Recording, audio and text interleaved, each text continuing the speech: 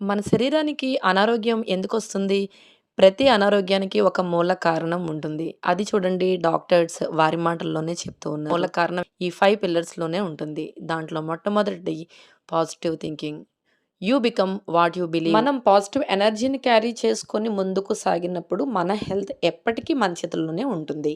కాబట్టి హెల్త్ అనేది ఒక డైలీ ప్రాక్టీసే గానీ, ఒక 30 డేస్, 60 డేస్ చేసి ఆపేసేటటువంటి డైట్ కానే కాదు. ఎప్పుడైతే మనకి ప్రకృతిలో పంచభూతాలు బ్యాలెన్స్ అయినప్పుడు, భూమి సస్యశ్యామలంతో ఉంటుందో, అదే విధంగా మనం ఈ 5 పిల్లర్స్‌ని బ్యాలెన్స్ చేసుకోగలిగినప్పుడు, మన ఆరోగ్యం ఎల్లప్పుడూ మన చేతుల్లోనే ఉంటుంది. కాబట్టి ఆరోగ్యం అనేది చేరాల్సిన ఒక గమ్యం కాదు. ఇది ప్రతిరోజు కొనసాగించాల్సిన ప్రయాణం. మరి వెంటనే మొదటి అడుగుకి శ్రీకారం చుడదామా?